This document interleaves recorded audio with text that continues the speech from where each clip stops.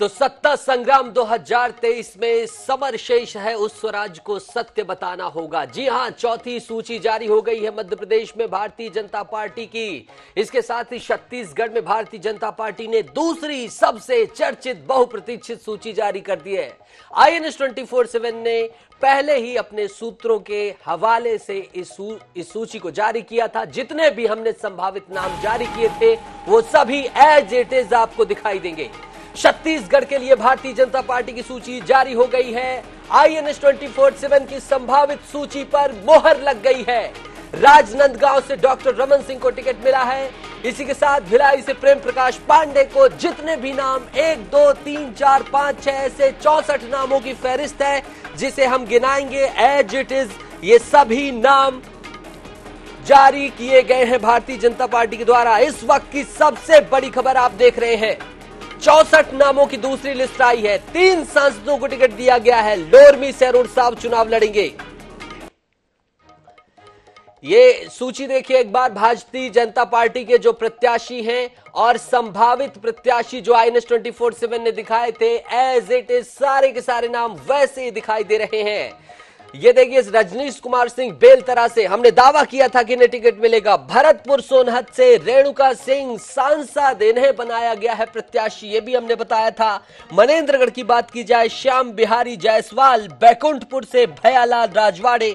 सामरी से जितने भी हमने नाम बताए थे उन्हीं सबको टिकट मिला है। राम कुमार टोपो सीतापुर से, जशपुर से राय मुनि भगत, इन्हें टिकट दी गई है। कुनकुरी से विष्णुदेव साय, पत्थलगांव से गोमती साय, लैलूंगा से सुनीति सत्यानंद राठिया, रायगढ़ से OP चौधरी को प्रत्याशी बनाया गया है। पूर्व IAS, भारतीय जनता पार्टी ने जब ये सूची जारी की है तो मेंशन किया है उसमें कि पूर्व IAS है, यानी इनके भी कई मायने हैं। अगर भारतीय जनता पार्टी की ऑफिशियल सूची पर नजर डाली जाए तो स्पेशल मेंशन किया गया है सभी चीजों को। ठीक है, धरसीवा से अनुज शर्मा जी हमारे साथ जुड़ रहे हैं, प्रत्याशी बनाया गया भारतीय जनता पार्टी से। अनुज शर्मा जी, बहुत बहुत स्वागत है IANS 24/7 में। जी शुक्रिया, बहुत बहुत धन्यवाद। अनुज जी, बहुत बहुत बधाई आपको। सबसे पहले तो ये आपका नाम आने के लिए, उसके बाद हम जानना चाहेंगे कि अब आपकी क्या कार्य योजना होगी। और जो बीते दिन देखने को मिला था कि आपको लेकर कई लोग नाराज थे, उन्हें आपका पहला संदेश क्या होगा और अब आप किस रणनीति के तहत उतरेंगे मैदान में? देखिए, भारतीय जनता पार्टी कार्यकर्ताओं की पार्टी है। पार्टी ने मुझ पे जो भरोसा व्यक्त किया है, छत्तीसगढ़ की जनता जो स्नेह और आशीर्वाद मुझे देती है, तो मुझे ऐसा लगता है हम सब मिलकर काम करेंगे। सभी कार्यकर्ता भाई बहन हमारे सब मिलकर काम करेंगे और भारतीय जनता पार्टी का कमल खिलाएंगे हम लोग धरसीवां विधानसभा में, और प्रचंड बहुमत से जीतेंगे। भारतीय जनता पार्टी और कमल छाप वहां से प्रचंड बहुमत से विजयी होगी। बिल्कुल अनुज जी, जैसा कि मैंने सवाल किया कि थोड़ी बहुत नाराजगी देखने को मिली थी, आपने भी देखी थी, अब उन्हें आपका क्या संदेश रहेगा? उन्हें आप कैसे अपने साथ आह्वान करेंगे और उनको लेकर आपके क्या विचार हैं? देखिए, हम सब मिलकर काम करते हैं। टिकट मांगने का हक हर किसी को होता है और सभी लोग मिलजुल कर काम करते हैं भारतीय जनता पार्टी में। जो छुटपुट बातें होती हैं उन बातों को यूं ध्यान नहीं रखा जाता है। उसके बाद हमारी पार्टी ऐसी पार्टी जहां सब एक होकर चुनाव लड़ते हैं, ये सब बातें कोई मायने नहीं रखती। हम सब मिलजुल कर चुनाव लड़ेंगे।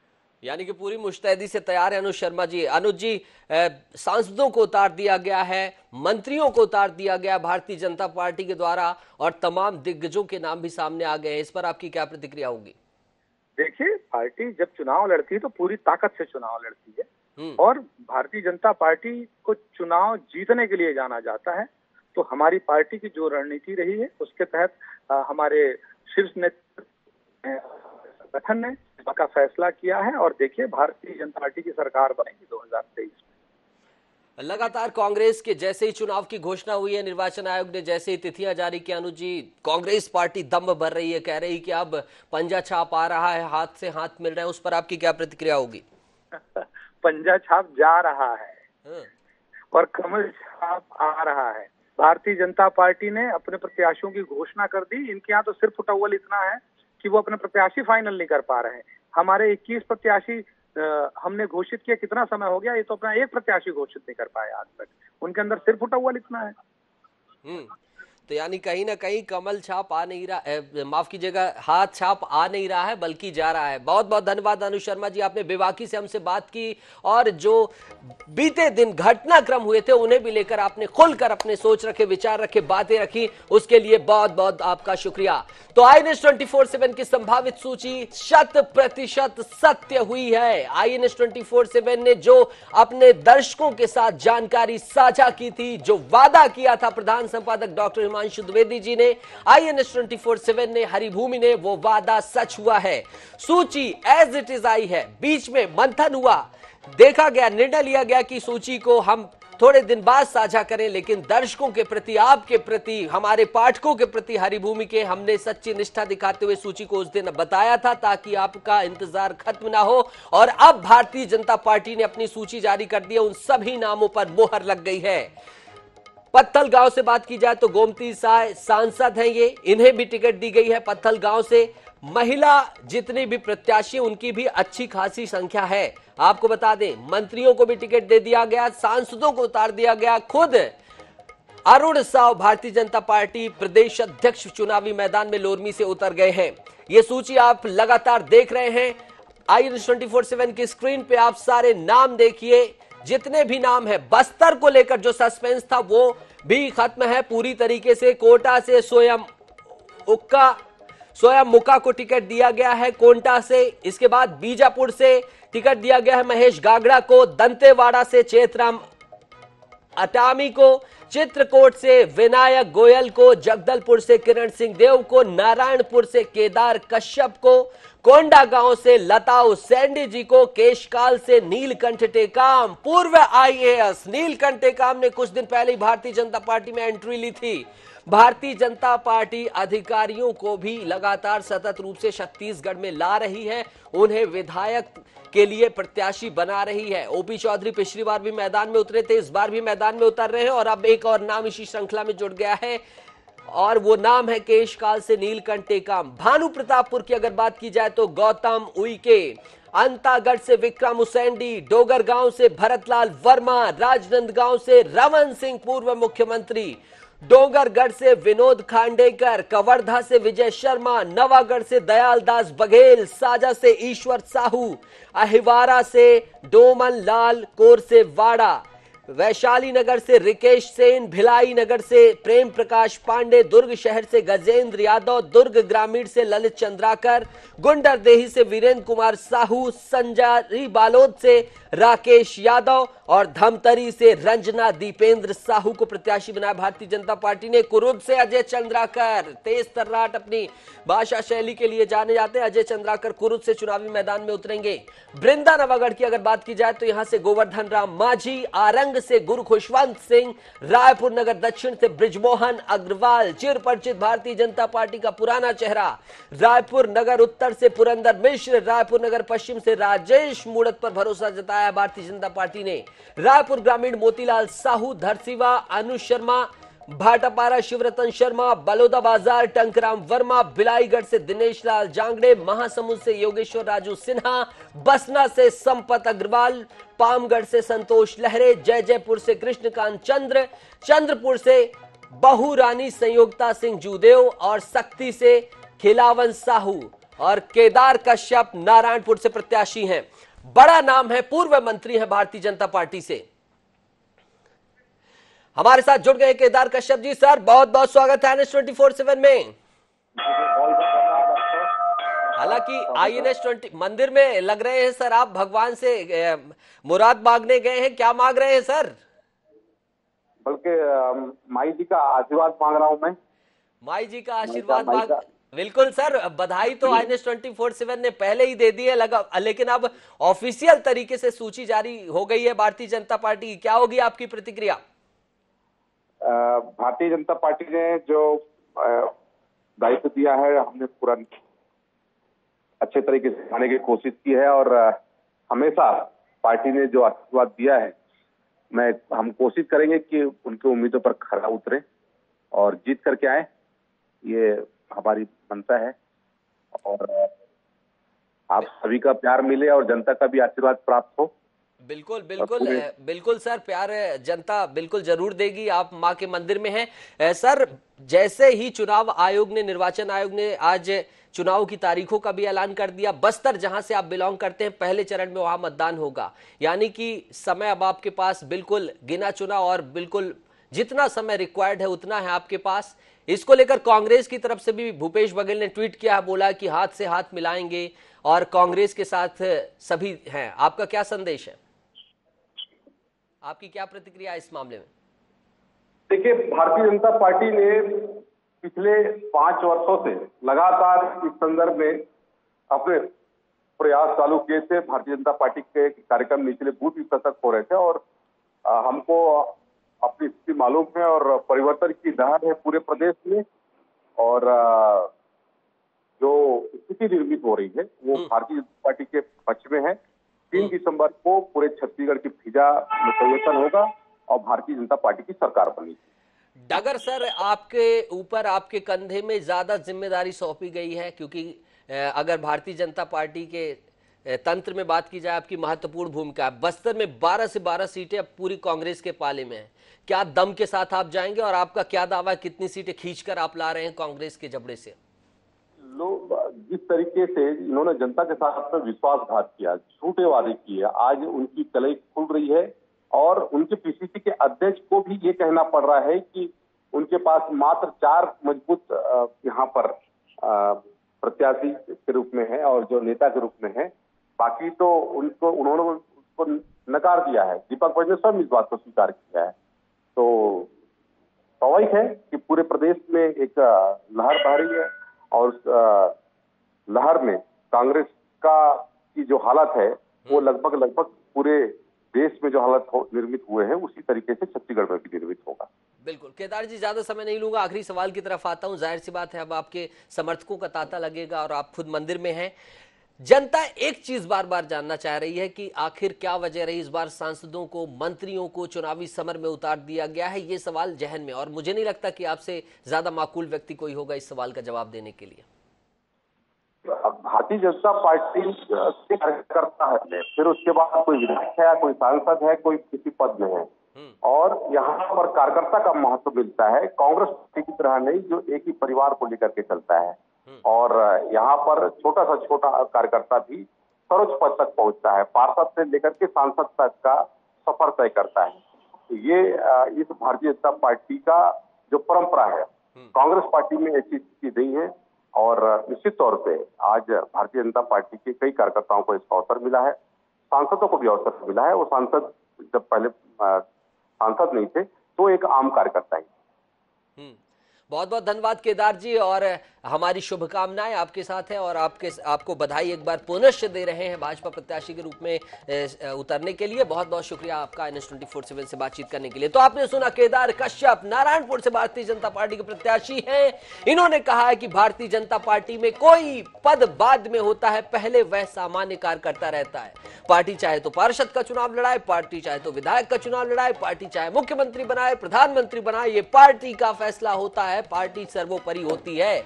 उम्मीद है केदार कश्यप के इस स्टेटमेंट के बाद आप समझ गए होंगे कि भारतीय जनता पार्टी संगठन का फैसला सर्वोपरि होता है। जो भी फैसला हाईकमान ने लिया है, अब उसी के आधार पर सभी प्रत्याशी चुनावी समर में कूद गए हैं। छत्तीसगढ़ में भारतीय जनता पार्टी के विधानसभा उम्मीदवारों की सूची आप लगातार NS24/7 में सामने देख रहे हैं। लगातार NS24/7 पिछले 7 दिनों से हमारी नजर थी। हम आपके लिए एक एक खबर को सामने लेकर आ रहे थे। जितनी चिंता, जितनी टेंशन आपको थी, उतनी ही चिंता और गंभीरता हमें भी थी, और वो गंभीरता की परिणति आज आप इस सूची के जारी होने के बाद देख सकते हैं कि एज इट इज नाम आए हैं। क्रॉस चेक प्रधान संपादक डॉक्टर हिमांशु द्विवेदी जी ने, हरिभूमि NS24/7 परिवार ने पहले ये सूची आपके साथ साझा की थी और ये सूची एज इट इज अब सत्य हुई है। NS24/7 का जो वादा था, जो दावा था, वो आज सच हुआ। भरतपुर सोनहत से रेणुका सिंह, जिन्हें हमने कहा था उन्होंने में उन्हें चुनावी मैदान में उतार दिया गया। अनुसूचित जनजाति वर्ग से आती हैं मनेन्द्रगढ़ से श्याम बिहारी जायसवाल, सामरी से अनुसूचित जनजाति से उदयश्वरी पैकरा, बैकुंठपुर से भयालाल राजवाड़े, सीतापुर से रामकुमार टोपो, जशपुर से रायमुनि भगत, कुनकुरी से विष्णुदेव साय। ऐसे 1 2 3 4 64 नाम जो INS 24/7 ने आपके सामने दिखाए थे, वो सारे के सारे नाम सामने आपको दिखाई दे रहे हैं टीवी स्क्रीन पर। आप भारतीय जनता पार्टी का ऑफिशियल सूची देखेंगे तब भी आपको सारे के सारे नाम मिलेंगे। एक बार चलिए, आपको चुनाव की घोषणा भी हुई है, उसका भी आगाज हुआ है, उसका भी आपको परिचय करा देते हैं। चुनाव आयोग ने छत्तीसगढ़ सहित 5 राज्यों में चुनावी तारीखों का ऐलान कर दिया है। छत्तीसगढ़ में 2 चरणों में चुनाव होने हैं। पहले चरण में 7 नवंबर को।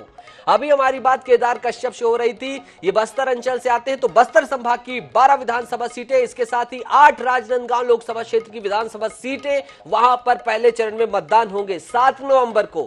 दूसरे चरण में दिवाली के 5 दिन बाद 17 नवंबर को मतदान होगा। कुल मिलाकर 55 दिन की यह ड्रिल होगी, जो कि ये ड्रिल चाहे वो निर्वाचन आयोग की कह दें, चाहे आप प्रत्याशियों की कह दें, चाहे आप मतदाताओं की कह दें, या फिर मीडिया पर्सन्स की, सभी ड्रिल 55 दिन बाद नई सरकार बन जाएगी।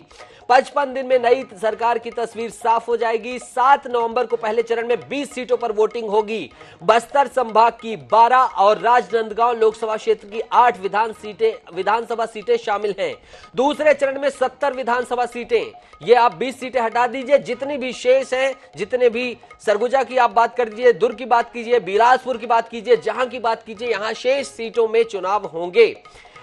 बस्तर संभाग की जगदलपुर सीट के अलावा सभी 11 सीटें अनुसूचित जनजाति के लिए आरक्षित हैं। प्रधानमंत्री नरेंद्र मोदी ने बीते 3 अक्टूबर को बस्तर जगदलपुर का दौरा किया था। जगदलपुर सामान्य सीट है, बाकी शेष 11 जो सीट हैं वो सभी अनुसूचित जनजाति वर्ग के लिए आरक्षित सीटें हैं। डोंगरगढ़ सीट अनुसूचित जाति और मोहला मानपुर अनुसूचित जनजाति के लिए आरक्षित है। हम बात कर रहे हैं राजनांदगांव से। पहले चरण की 5 सीटों पर बीजेपी ने उम्मीदवार घोषित कर दिए थे, और अब एक और फ्रेश सूची आई है, जिसके बाद बहुत सारे नाम और आ गए हैं। लगातार INS 24/7 आपको इन सभी घटनाक्रमों से रूबरू करा रहा है। हम चुनाव को लेकर भी आपके सामने सुबह से हाजिर रहे, और इस समय प्रत्याशियों को लेकर भी हैं। छत्तीसगढ़ की यह सूची आप देख रहे हैं। मध्य प्रदेश में भी सूची आ गई है। मध्य प्रदेश की सूची भी लगातार चर्चा का विषय बनी हुई थी, और फाइनली बीजेपी ने 57 नामों की चौथी लिस्ट जारी कर दी है। बुधनी से मुख्यमंत्री शिवराज सिंह चौहान को टिकट दिया गया है। इसके साथ ही तमाम मंत्रियों को मोर्चे पर उतार दिया गया, और सभी विधायकों को मोर्चे पर उतार दिया गया है। INS 24/7 ने जो आपसे दावा किया था, जो आपसे वादा किया था, जो आपके प्रति प्रतिबद्धता, कमिटमेंट दिखाई थी, वो आज सच साबित हुई है भारतीय जनता पार्टी की सूची आने के बाद। तो तमाम नाम आप देख सकते हैं, और तमाम प्रत्याशी आपके टीवी स्क्रीन पर दिखाई दे रहे हैं।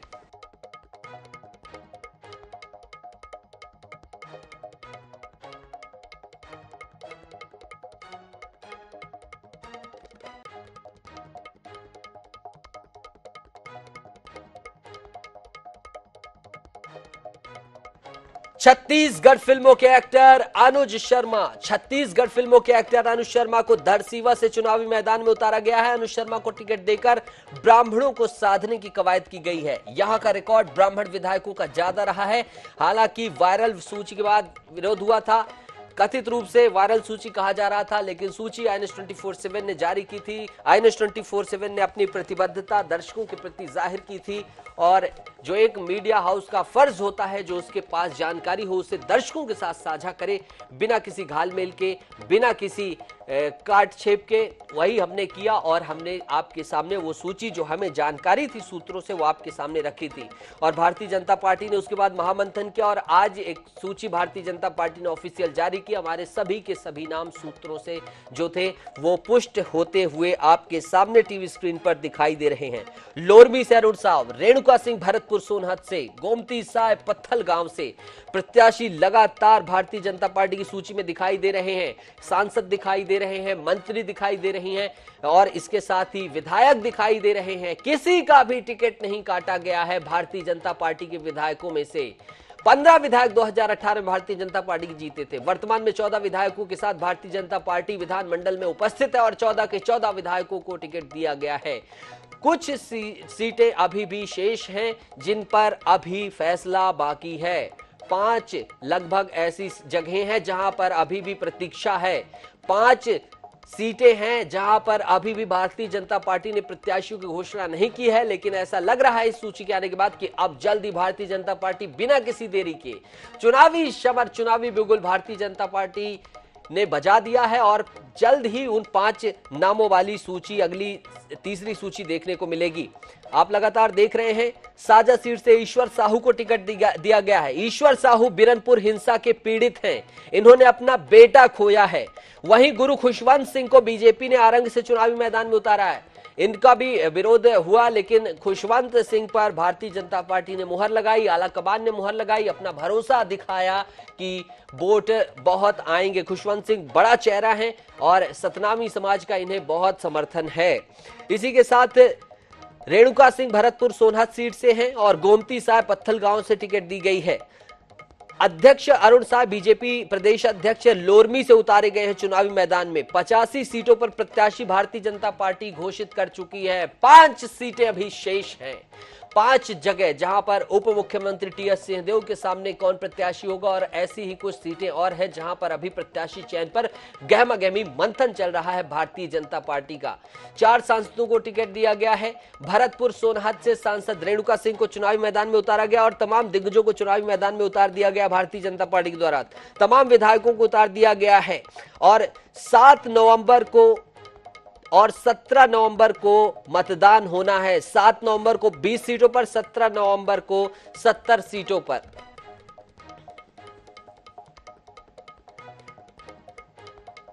चलिए अब हम मध्य प्रदेश का रुख करेंगे। ये सूची जो आप देख रहे हैं, ये मध्य प्रदेश की सूची देख रहे हैं, जहां भारतीय जनता पार्टी ने 57 नामों की चौथी लिस्ट जारी की है। 24 मंत्रियों समेत सभी मौजूदा विधायकों को टिकट दिया गया है। जो स्ट्रेटजी छत्तीसगढ़ में अपनाई गई है, वही स्ट्रेटजी मध्य प्रदेश में भी दिखाई गई है।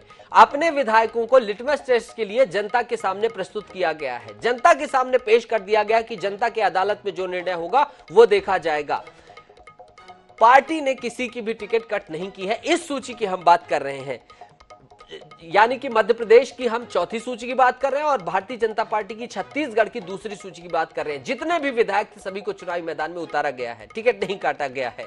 57 नाम है दूसरी सूची में। बुधनी से मुख्यमंत्री शिवराज सिंह चौहान और छत्तीसगढ़ में राजनांदगांव से पूर्व मुख्यमंत्री रमन सिंह चुनाव लड़ रहे हैं। मध्य प्रदेश विधानसभा चुनाव को लेकर यह लिस्ट, चौथी लिस्ट आपकी टीवी स्क्रीन पर दिखाई दे रही है। एक एक नाम भी पढ़िए। खुराई से भूपेंद्र सिंह, 57 लोगों के नाम है। बुधनी से शिवराज सिंह चौहान आपको दिखाई देंगे। सुर्खी से गोविंद सिंह राजपूत चुनाव लड़ते हुए दिखाई देंगे। तमाम मंत्री 79 नाम पहले आ चुके थे और अब नाम आ गए हैं 57। ग्वालियर से प्रद्युम्न सिंह तोमर को टिकट दी गई है।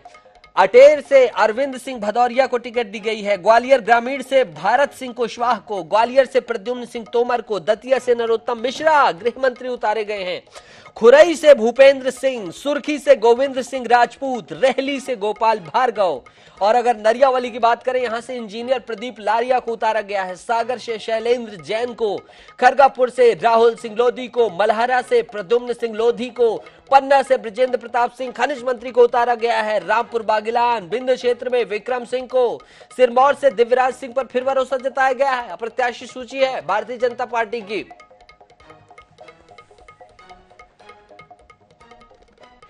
कहीं मत जाइएगा, चुनावी समर का बिगुल बज चुका और INS24/7 इस बिगुल पर अपनी नजर बना के रखे हुए लगातार। कहीं मत जाइएगा, वक्त एक छोटे से ब्रेक का।